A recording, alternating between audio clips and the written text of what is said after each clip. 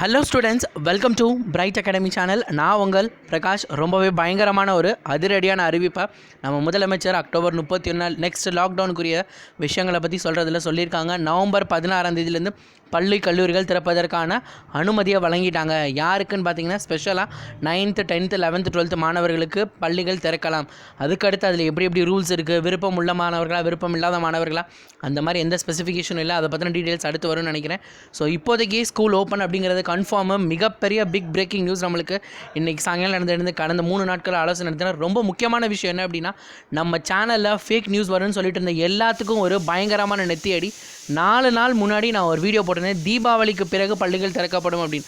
சொன்ன மாதிரி தீபாவளி முடிஞ்ச அடுத்த மண்டே ஸ்கூல் திறந்திருக்காங்க. ஸோ இப்போ தெரியும் பிரைட் அகாடமி சேனல் எவ்வளோ தூரத்துக்கு உண்மையான நியூஸஸை வெளியிடுறாங்க அப்படிங்கிற விஷயங்கள்.